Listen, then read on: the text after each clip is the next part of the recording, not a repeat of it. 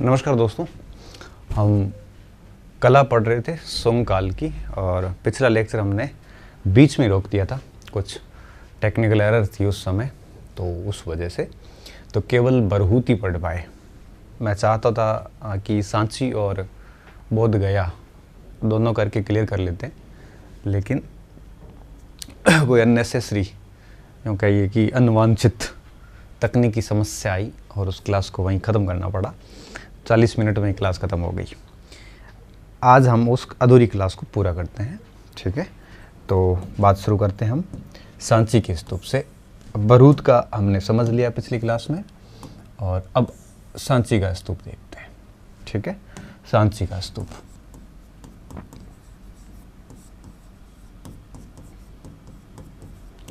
इसमें हम सबसे पहले थोड़ा सा इसका परिचय कर लेते हैं, और उसके बाद में हम देखेंगे यहाँ के तीनों स्तूपों के बारे में। वैसे तो यहाँ पे लगभग 80 के आसपास स्तूप मिले हैं, लेकिन 3 मेन स्तूप है जो कुछ ठीक ठाक स्थिति में है, ठीक है। तो बात शुरू करते हैं हम कि किस प्रकार सांची की खोज हुई और किस प्रकार से सांची आपके यूँ कहिए कि प्रकाश में आया। देखिए, सबसे पहली बात, सांची है रायसेन जिला, रायसेन मध्य प्रदेश के अंदर, एमपी में आया हुआ है।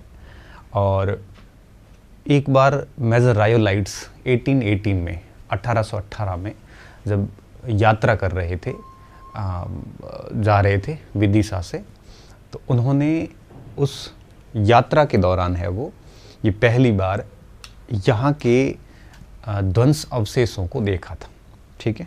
लेकिन रायोलाइट्स ने बस देखा ही था, और उन्होंने आगे कहा ही था कि भाई ऐसे कुछ है यहाँ पे। फिर 1854 में कनिंघम ने इसके ऊपर काफ़ी काम किया, और कनिंघम ने सबसे पहले यहाँ के मॉन्यूमेंट्स खोजे।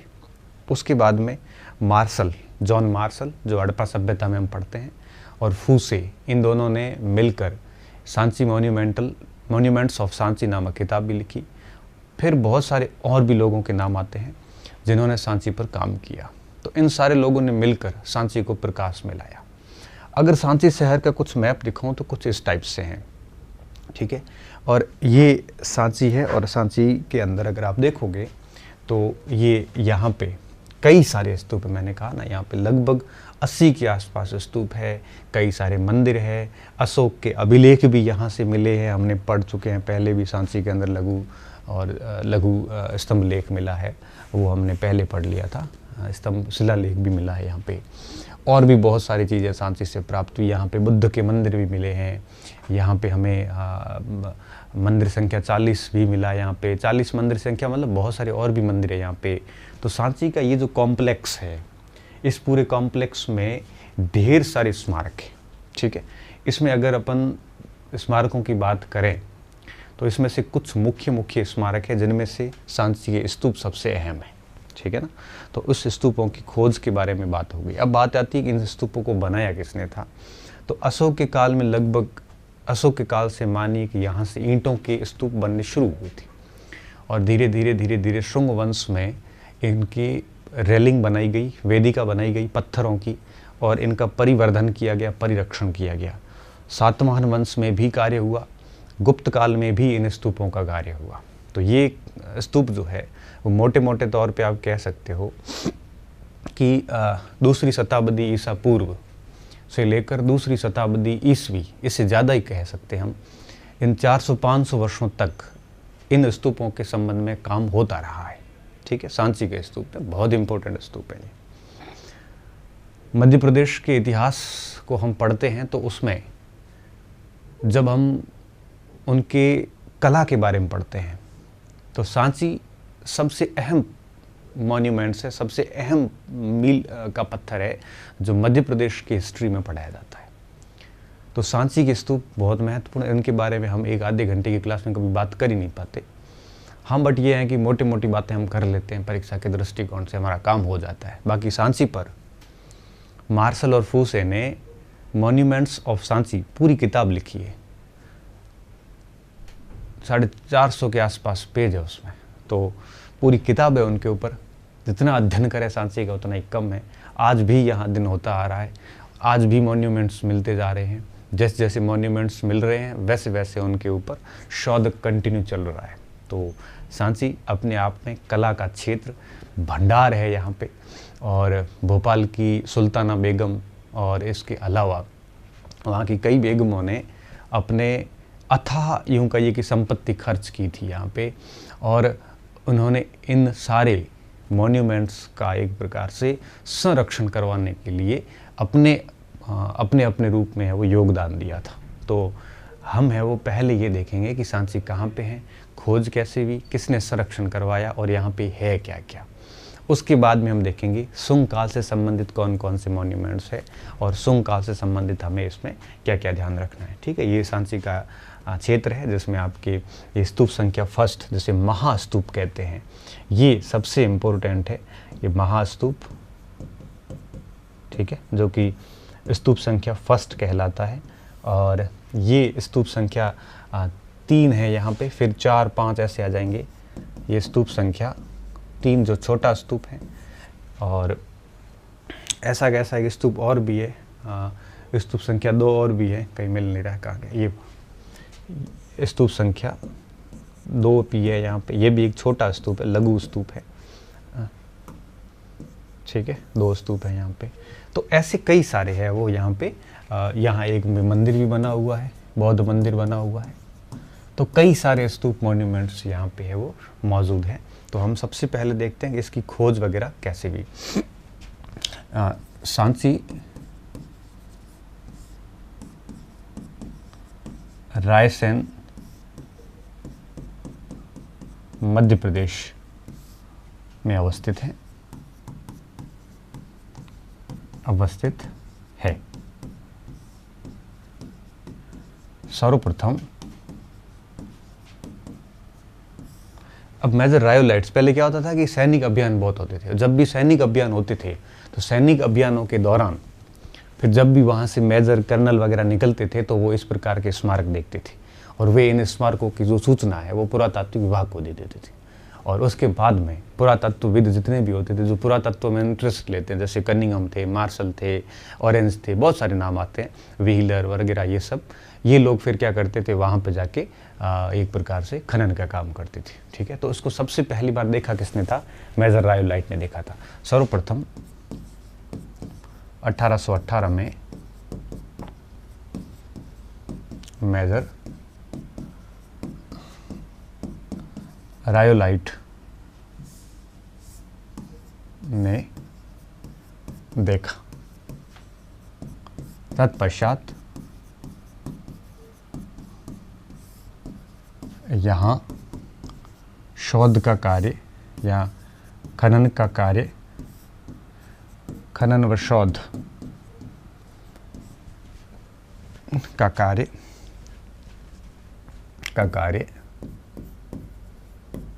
निम्न विद्वानों ने किया।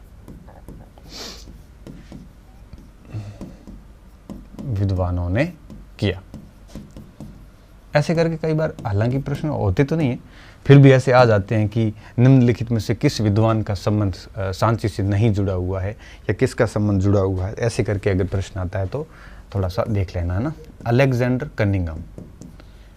कनिंघम का नाम बड़ा कॉमन है क्योंकि इसने खूब सारे मॉन्यूमेंट्स खोजे थे। इसने 1854 में एक बहुत बड़ा भाग खोजा और बिल्सा क्षेत्र था ये, इसलिए इसने बिल्सा टॉप्स करके किताब लिखी है, क्योंकि ये एक पहाड़ी क्षेत्र पे है, इसलिए बिल्सा टॉप्स नामक एक किताब भी लिखी कनिंघम ने। उसके बाद में मार्शल व फूसे ने इस पे काम किया। फूसे ने मॉन्यूमेंट्स ऑफ सांची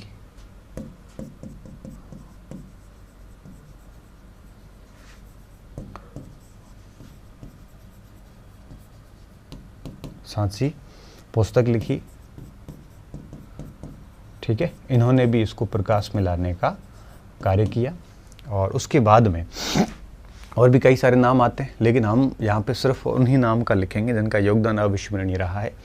मोहम्मद कुरैश,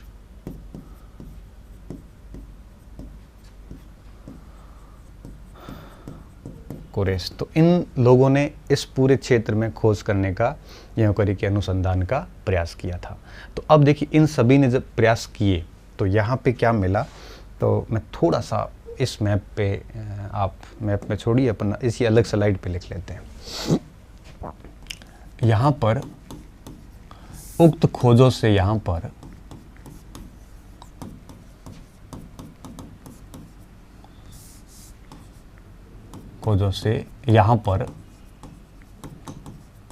लगभग 60 स्तूप, आगे हमने 80 स्तूप लिख लिए ना, 80 टोटल है, जिसमें से 60 + 20 है ना, 20 अन्य भी है। आप इसमें देखोगे ना तो पाओगे आप, देखो इसमें 50 तक की तो नंबरिंग हो रखी है, 50 तक की नंबरिंग है यहाँ पे, और भी ज़्यादा हो सकती है मेरे हिसाब से 50 तक की, ठीक है, 50 तक की नंबरिंग हो रखी है। 20-30 तो बहुत ज़्यादा ही है, वो ख़राब हो चुके हैं। कहाँ गए? 60 स्तूप तथा कई स्तंभ बौद्ध मंदिर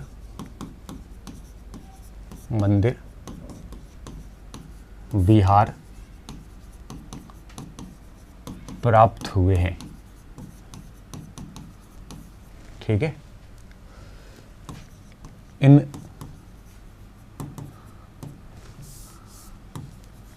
ध्वंसावशेषों के संरक्षण हेतु शाहजहाना बेगम भोपाल की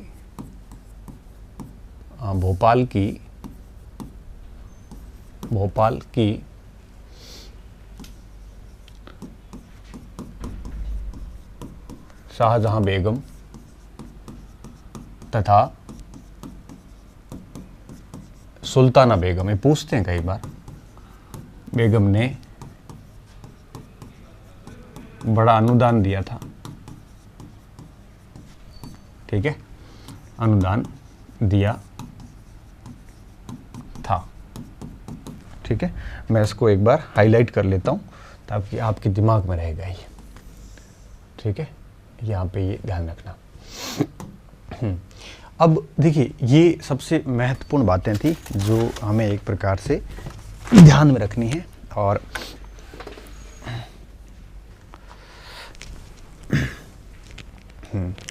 अनुदान दिया था, ठीक है।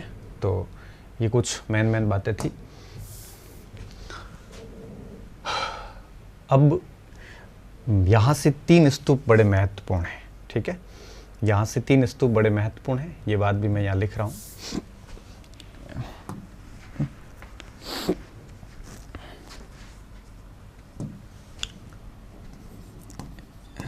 यहाँ से प्राप्त स्मारकों में, एक मिनट, इसका स्मारकों में स्मारकों का निर्माण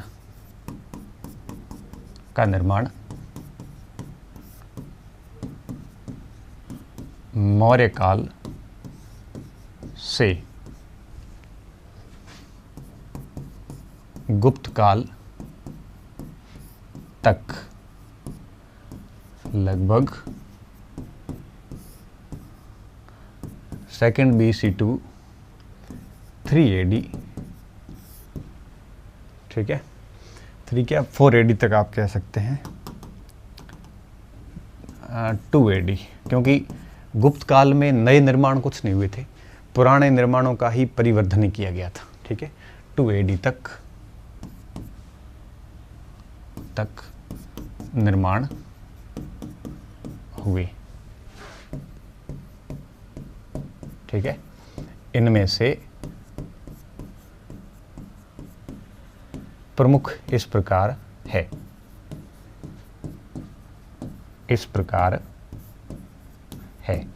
अब हम इनमें से जो मेन है उन पर बात करेंगे। सबसे पहला जो मेन है वो है सांची का स्तूप संख्या फर्स्ट। ठीक है, स्तूप संख्या फर्स्ट पर बात करेंगे हम कि स्तूप संख्या फर्स्ट में क्या है ऐसा। ठीक है, इसे हम महास्तूप कहते हैं या अपन इसको स्तूप संख्या फर्स्ट कहते हैं। ठीक है, देखिए ये अगर स्तूप आप जो देख रहे हैं, इसकी खास बात क्या है? इसकी खास बात यहाँ पे ये है कि यह स्टार्टिंग में इसका निर्माण अशोक ने करवाया था और पत्थरों से ईंटों से शुरू हुआ था। उसके बाद में इसको यह रूप जो है ये पुष्यमित्र शुंग के काल में मिला। ठीक है, इसका अगला थोड़ा जूमिंग फोटो देखोगे ना आप, ये इसके भीतर का फोटो जो अभी आप देख नहीं पा रहे हैं, इस गेट और ये जो सीढ़ियाँ देख रही है आपको, ये सीढ़ियाँ दिख रही है, देख पा रहे होंगे आप, ये इधर से भी सीढ़ियाँ जा रही है, इधर से भी सीढ़ियाँ जा रही है। मैं इसका एक फ़ोटो आपको दिखाता हूँ थोड़ा सा और क्लियरिटी के साथ। देखिए ये गेट, ये बीच का फोटो, ये जो पत्थर पूरे हैं, ये पूरे के पूरे पत्थरों का काम प्लस ये रेलिंग का काम, ये वेदिका जो बनाई हुई है लगभग 6 से 7 फीट ऊंची वेदिका है। ये पूरी वेदिका, ये सारे पत्थर की जो चिनाई वगैरह है, ये तोरण द्वार है, ये सारा काम शुंग वंश में हुआ है। ठीक है, प्रस्तर का काम हुआ है। इसके अलावा अगर आप थोड़ा सा इसको देखोगे तो इसको और मैं जूम कर रहा हूँ, किसको जूम कर रहे हैं हम, ये भाग जो है ना, ये भाग, इसको हम थोड़ा सा और जूम करें। ये देखो आप, ये भाग कुछ इस प्रकार से, ये लेख लिखे हुए हैं इनके ऊपर, ये सारे के सारे क्या लिखे हुए हैं, ये आपके इंस्क्रिप्शन है, ये सारे लेख है और इनसे पता चलता है कि ये किसने बनवाए थे। और ये यज्ञ श्री सतकर्णी का लेख है जो सातवाहन वंश का शासक था। तो मैं कह रहा हूँ ना, इनके निर्माण में कोई एक राजा का योगदान नहीं है, इसमें कई सारे राजाओं का योगदान है। 500 वर्षों तक किसी न किसी राजा ने कुछ न कुछ निर्माण कार्य करवाया ही है इसमें। ठीक है, तो ये कुछ और, इसको थोड़ा सा और जूम करके देखें। मैं मतलब ये बात कर रहा हूँ इस भाग की। इस भाग को अगर आप देखोगे ना तो ये कुछ इस प्रकार से है। ये ऊपर का जो टॉप है अर्ध अंडाकार, जो अंडाकार की जो है, हमने स्तूपों में पढ़ा भी है गुप्त काल में। तो ये पूरे के पूरे पत्थरों का काम किसने किया है? ये पूरे पत्थरों का काम है वो पुष्यमित्र शुंग के काल में हुआ है। ठीक है, तो अब हम इसको है वो समझ लिया है ऑलमोस्ट, तो हम लिखेंगे। और इनके ऊपर जो आपके चित्रांकन हुआ है, ये सारा महात्मा बुद्ध के जीवन से जुड़ी हुई एक एक घटना के बारे में है। और यहाँ पर भी महात्मा बुद्ध की कोई मानव मूर्ति नहीं मिली है, यहाँ पर भी महात्मा बुद्ध के जीवन के जो जुड़े हुए चित्र है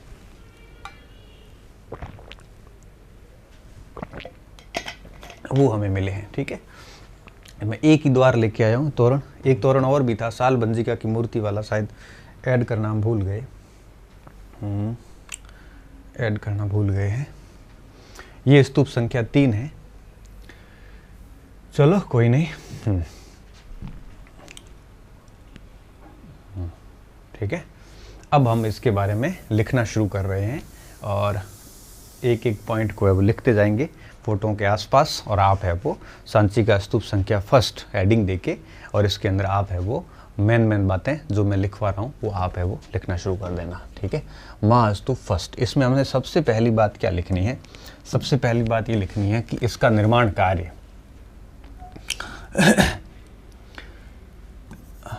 इसका निर्माण कार्य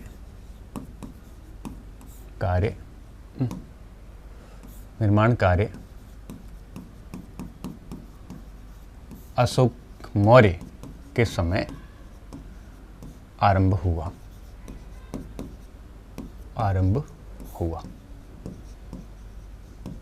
ठीक है, पहली बात। दूसरी बात, जो कि ईंटों का था, जो कि ईंटों से निर्मित था, पहली बात। दूसरी बात, शुंग काल में क्या हुआ? शुंग काल में इसका आकार बढ़ाया गया, आकार बढ़ाया गया तथा बढ़ाया गया प्रस्तर की मजबूत वेदिका बनाई गई, वेदिका बनाई गई। ठीक है, प्रस्तर की मैजिक। इसके अलावा अगर अपन सातवाहन काल की बात करें, काल में यहां तोरण बनवाए गए। ठीक है, आप तोरण देख रहे हैं, ये प्रवेश द्वार की बात कर रहे हैं, बनवाए गए। ठीक है, यहाँ पर बनाए गए। तो ये एक प्रकार से आप समझ सकते हो, काफ़ी इम्पोर्टेंट चीज़ें हैं। अब इस स्तूप पर भी बुद्ध की मानव आकार की पूजा नहीं हुई। देखिए विद्यार्थियों, बल्कि प्रतीकों की पूजा हुई। देखिए हुआ क्या था, मैं आपको एक बार वापस याद करवा दूं अगर आपके दिमाग में नहीं है तो। देखिए मैंने आपको पहले बता दिया था कि चौथी बौद्ध संगीति में हीनयान और महायान अलग हुए, और चौथी बौद्ध संगीति कनिष्क के काल में भी। कनिष्क का काल इन सुंग सातवाहन के ठीक बाद में शुरू होगा। तो हीनयान और महायान शाखा सातवाहन के बाद ही आई है, और महायान शाखा के लोग ही महात्मा बुद्ध को मानव रूप में पूजते हैं, हीनयानी नहीं पूजते। तो जाहिर सी बात है कि कुषाणों से पहले हीनयानी थे सारे लगभग, हालांकि हीनयान बने नहीं थे लेकिन विचारधारा वही थी। इस कारण कुषाणों से पहले जो कुछ भी हमें स्मारक मिलेंगे उन पर मानव रूप नहीं मिलेगा। ये कॉमन सेंस की बात है। अगर एग्जाम में प्रश्न आए तो आप ऐसे समझ के भी लिख सकते हो। कोई सा भी स्मारक हो, अगर वो कुषाणों से पहले बनना शुरू हुआ है तो वहाँ पे नहीं होगा। हालांकि यहाँ पे थोड़ा याद रखना इसलिए पड़ता है कि गुप्त काल में भी कुछ हुआ, लेकिन गुप्त काल में ऐसा कुछ भी निर्माण नहीं हुआ, बस पुराने स्तूपों का परिवर्धन ही हुआ था। ये बात हम गुप्तकालीन कला में भी देखते हैं। ठीक है, तो प्रतीक पूजा इस समय भी प्रचलन में थी। ठीक है, तो ये एक सामान्य इसका परिचय था, आप लिख लेना इसको। ठीक है, अब मैं आता हूँ कि यहाँ पे है क्या क्या। ठीक है, अब इन चित्रों में हम वैसे स्पेशली कुछ नहीं है, फिर भी हम पॉइंट टू पॉइंट लिखते जाएंगे इनकी विशेषताएं।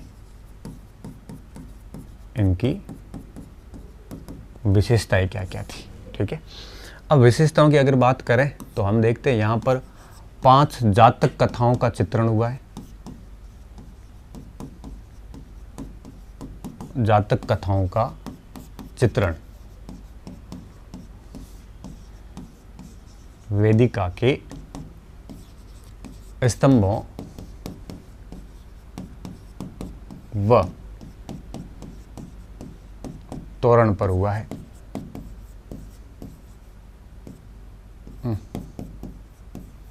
ठीक है, इसके अलावा साल भंजिका की मूर्ति मिलती है हमें इनकी।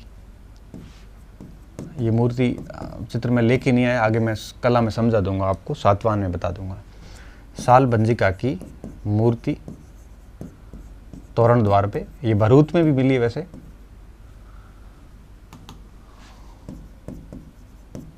द्वार पर ये एक बार सेकंड ग्रेड में सवाल भी पूछा गया है। देखिए कैसी थी, मैं आपको बता देता हूँ। यहाँ पे एक मूर्ति है, अभी अपन वो द्वार नहीं लेके आए, गलती से भूल गए। यहाँ पे एक मूर्ति है ऐसी जहाँ पे जो एक स्त्री का फोटो है, और उस स्त्री की विशेषता खास है कि स्त्री यहाँ पे है और उस स्त्री का एक हाथ ऐसे है, ऐसे किया हुआ, और वो ये जो हाथ है, ये हाथ यहाँ आया हुआ है और पैर यहाँ आए हुए हैं। तो इस हिसाब से ये ऐसे किया हुआ। ये साल भंजिका की मूर्ति द्वार पे लगी हुई है ऐसे। ठीक है, इस टाइप से। तो ये साल भंजिका की मूर्ति, इसकी खास विशेषता रही है सांची के स्तूप की। ठीक है, इसको आप याद रखना, बहुत इंपॉर्टेंट है कि साल भंजिका की मूर्ति के बारे में अगर सवाल पूछें तो आपके पास सीधा उत्तर हो जाएगा, सांची के स्तूप में साल भंजिका मिले है। ठीक है, और ये एक प्रकार से आप यूँ कहिए कि ये जनरली उत्तरी द्वार पे सुरक्षित रूप से मिली है, वो मैं लेके नहीं आया, ये दक्षिणी द्वार लेके आ गया। उत्तरी द्वार पर या तोरण पर सुरक्षित है। ठीक है, ये चीज़ सबसे इम्पोर्टेंट है यहाँ पे, बहुत बढ़िया तरीके से इसको आप याद कर लेना। ठीक है, अब देखिए आगे और क्या क्या मिला हमें। 1 पॉइंट 2 पॉइंट तो ये हो गए। तीसरा पॉइंट आपको क्या ध्यान रखना है, यहाँ पे जीवक के बारे में मैंने पूरी बात सुनाई थी आपको। जीवक व अजातशत्रु द्वारा बुद्ध के पास आना ये चित्र यहाँ मिलता है। इसके अलावा अनाथ पिंडक व जेतवन विहार दान में दे रहे हैं। विहार दान ये भी हमें यहाँ से प्राप्त हो जाता है। ठीक है, तो ये सारे के सारे चित्र हैं जो इन वेदिकाओं के ऊपर बाहर की तरफ है वो लगे हुए हैं। ठीक है, इसके अलावा क्या क्या पॉइंट्स हैं जो हमें ध्यान रखने हैं, कितने, ये 4 पॉइंट ये हो गए, 4 ही हुए अभी। 5वां बिंदु मैं ले रहा हूँ यहाँ पे। अब देखो ये यहाँ पे जो मेन लेख मिलेगा 5वें बिंदु पे, वो सिंपल सा बिंदु है आपके यज्ञेश्वरी सातकर्णी का लेख, जो आनंद नामक लेखक ने यहाँ पे खोदा है, तो उसका थोड़ा सा ध्यान रखना। ठीक है, तो इसका जो दक्षिणी द्वार है, दक्षिणी द्वार पर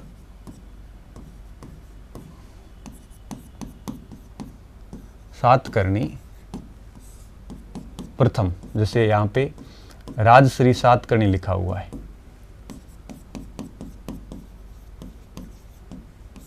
प्रथम का नामोल्लेख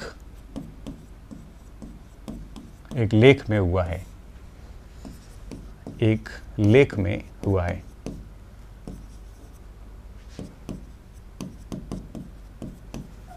लेख में हुआ है। ठीक है, जिसके कारीगर जो है किसको माना है, आनंद को, आनंद को। ठीक है, ये थोड़ा सा आप देख लेना, काफ़ी महत्वपूर्ण भी है। और इसके अलावा और अपन अगर आगे देखें तो प्रसेनजित का चित्र भी यहाँ हमें मिल जाता है। प्रसेनजित बुद्ध की भेंट मिलती है। और क्या मिलता है, तिस्रक्षिता द्वारा बौद्धि वृक्ष कटवाने का दृश्य मिलता है, द्वारा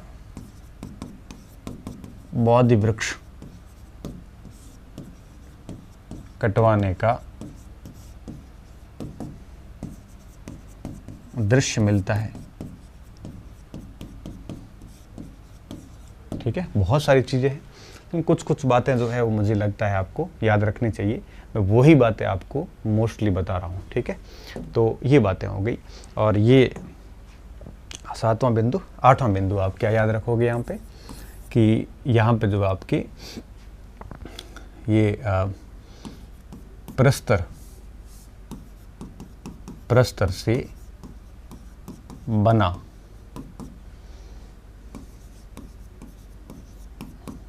अर्धचंद्र या अंड, जिसमें बौद्ध अवशेष रखे गए हैं। ठीक है, आरंभ में यह ईंटों का था, आरंभ में यह ईंटों का था, ईंटों का था, बाद में इसको प्रस्तर का करवाया। हमने पहले ही, आपको पता होगा कि जब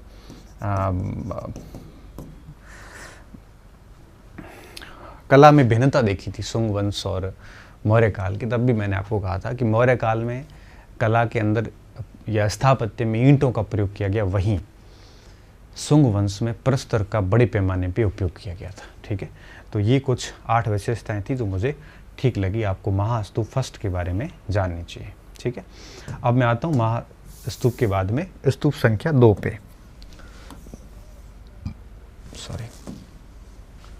स्तूप संख्या 2। ठीक है, ये स्तूप संख्या सेकंड है जो इसके पास में ही है और काफ़ी लघु स्तूप है। इसके बारे में भी आप कह सकते हो एक ऐसा स्तूप है, लघु स्तूप है, और इसे काला स्तूप भी कहा जाता है क्योंकि अभी ये दिखने में एक प्रकार से हल्का सा ब्लैक होना शुरू हो गया है। ठीक है, और ख़ास बात क्या थी, अगर आप नोट कर पा रहे हो, वेदिका तो है लेकिन तोरण नहीं है। तो संभव ये भी है कि हमारे लोग तोरण ले गए हो, तोरण के पत्थर घरों में यूज़ कर लिए लोगों ने, और विद्वान ये कह रहे हैं कि तोरण थे लेकिन हमें मिले नहीं। लेकिन बाकी का स्ट्रक्चर देखते हैं तो ऐसा लगता है शायद तोरण नहीं रहे हो, उन्होंने बनाए ही नहीं हो, तो इसमें तोरण का अभाव है, ऐसी विशेषताएं पूछ सकते हैं। तो स्तूप संख्या 2 में हम क्या लिखेंगे कि वेदिका तो विद्यमान है, आप देख पा रहे होंगे, वेदिका विद्यमान, परंतु तोरण का अभाव है, द्वार का अभाव। ठीक है, दूसरी बात आपको क्या ध्यान रखनी है कि इसमें आपके एक फण टोप युक्त नागराज का भी अंकन है।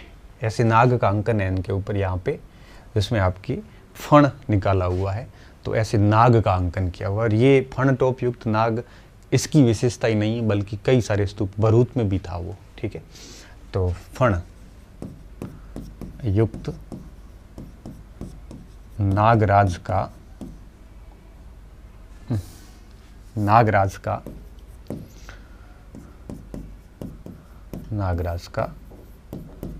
अंकन। ठीक है, एक सबसे महत्वपूर्ण बात जो इसकी है वो आप हमें अभी तक लिखा नहीं है, वो ये है कि इस यहाँ पे ये जो आप पिलर देख रहे हो, स्तंभ देख रहे हो, इन स्तंभों के ऊपर जो दूसरी बुद्धिस्ट काउंसिल के अंदर कई सारे भिक्षुओं ने भाग लिया, तो उनमें से 10 भिक्षुओं के नाम इनके ऊपर लिखे हुए हैं। साथ में तीसरी जो बौद्ध संगीति हुई, उस बौद्ध संगीति के अंदर अशोक ने जो बाहर प्रचारक भेजे थे, धर्म प्रचारक, उन प्रचारकों के नाम भी मिलते हैं इसके अंदर। ठीक है, ये बहुत इंपॉर्टेंट बात है। 2 बातें। तीसरी बात क्या याद रखोगे कि इसके स्तंभों पर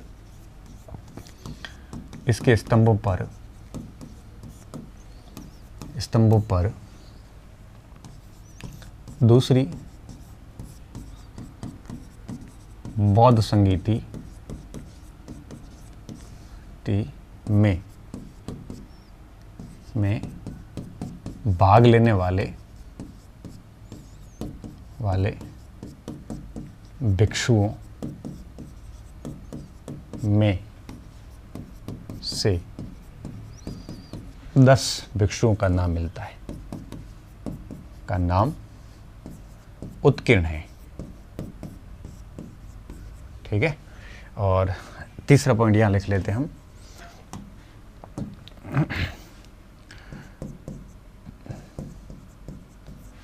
तीसरी बौद्ध संगीति के बाद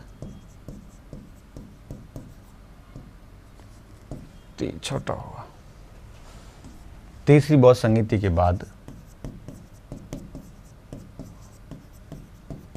अशोक द्वारा भेजे गए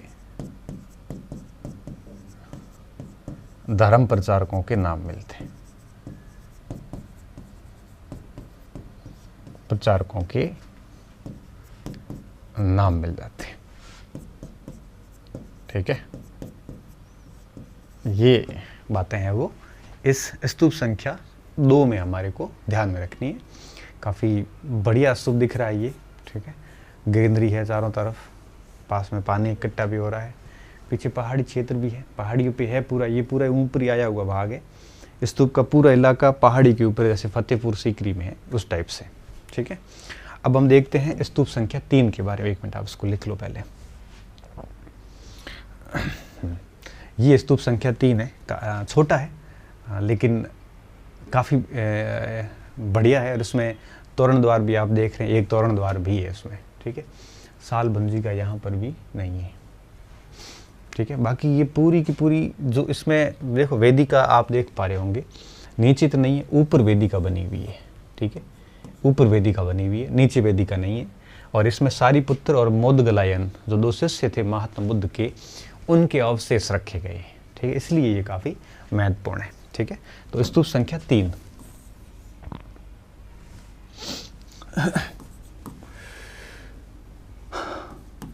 स्तूप संख्या 3। ठीक है, क्या क्या विशेषताएं आप देख के अपन बता सकते हैं कि वेदिका जो है वो आपके अंड के ऊपर है, के ऊपरी भाग में है, हर्मिका हर्मिका पर, इसका नाम हर्मिका ही है ना, हाँ हर्मिका पर है, और नीचे वेदिका नहीं है। ठीक है, नीचे वेदिका नहीं है, पहली बात। दूसरी बात क्या ध्यान रखोगे, एक तोरण द्वार है, एक तोरण द्वार है, तोरण द्वार है जो कि सातवाहन वंश का बना हुआ है, जो कि सातवाहन कालीन है। ठीक है, और वापस वही लघु लेख है, और सॉरी लघु स्तंभ है, और स्तंभ क्या, स्तूप, सॉरी लघु स्तूप है, प्रस्तर से निर्मित है, बाद में निर्मित हुआ। और सबसे महत्वपूर्ण बात, इसमें बुद्ध के शिष्य सारिपुत्र व मोदगलायन के अवशेष रखे हुए हैं।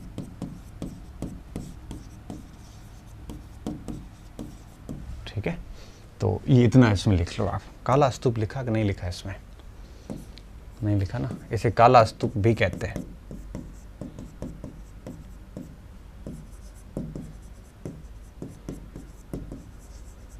ठीक है, ये बातें हो गई सांची के स्तूप की। सांची के अंदर एक ये मंदिर भी मिला, इसको आप लिख लो बढ़िया।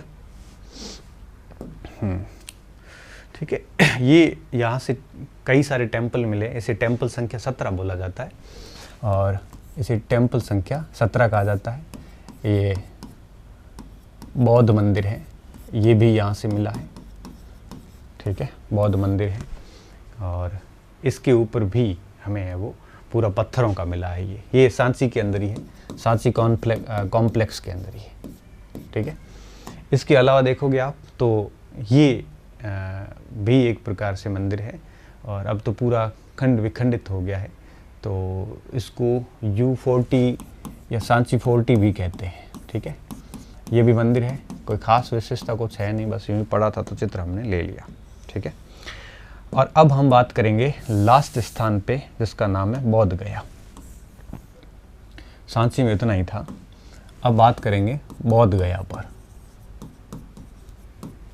ठीक है, बोध गया में स्तूप देख रहे होंगे आप, काफ़ी इम्पोर्टेंट है। बोध गया बिहार के अंदर है, और यहाँ पर भी सेम कहानी रिपीट हुई है। अशोक के काल में यहाँ पे स्तूप बने पहली बार, और उसके बाद में यूँ कहिए कि अशोक के काल में पहली बार स्तूप बना यहाँ पे, और फिर उसका परिवर्धन वगैरह जो है वो इसने करवाया था, पुष्यमित्र शुंग ने। लेकिन ये अभी भी ईंटों का ही है, और खाली पाषाण वेदिका एक शुंग काल में बनी थी। इसके बाहर की तरफ वेदिका दिख नहीं रही है, बाहर की तरफ फोटो हमने लिया नहीं, शायद ढंग से फोटो नहीं लिया, इसका जल्दबाजी में लिया। कई बार चित्र भी गलत आ जाता है जल्दबाजी में।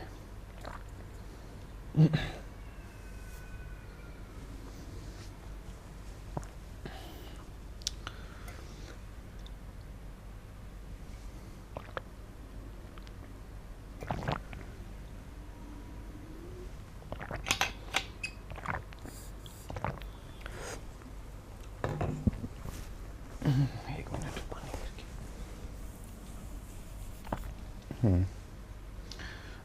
ये मेरे हिसाब से सुजाता का स्तूप आ गया है, फोटो गलत आ गया है। कोई नहीं, इससे आपका ज्ञान और बढ़ेगा ही कि ये सुजाता का स्तूप है बोध गया के अंदर। देखिए हम पढ़ अलग रहे हैं और लिख अलग कर रहे हैं, ठीक है। तो ध्यान रख लेना कि हमारा स्तूप गलत हो गया है। एक सेकेंड, ये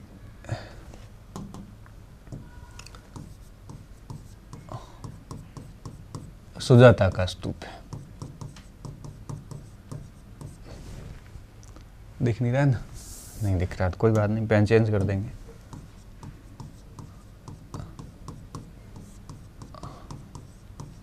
सुजाता का स्तूप है। बोध गया में एक दूसरा स्तूप और अलग भी है, ठीक है। चलो जो अलग है उसके बारे में हम देखते हैं। यहाँ पर अशोक ने ईंटों से एक विहार बनाया, ठीक है। और सिंपल सा पॉइंट है, अब अशोक ने एक विहार बनाया तो उसका परिरक्षण का जो काम था, उसका जो परिवर्धन का काम था, वो पुष्यमित्र शुंग ने किया था, ठीक है। इसका या यूँ कह सकते हैं इसे, इसकी पाषाण वेदिका, आप कहोगे सर दिख तो नहीं रही, दिखेगी कैसे, ये स्तूप अलग आ गया है। इसकी पाषाण वेदिका शुंग काल में बनी, शुंग काल में, तथा एक और भी है यहाँ पे, वृद्धगंध कुटी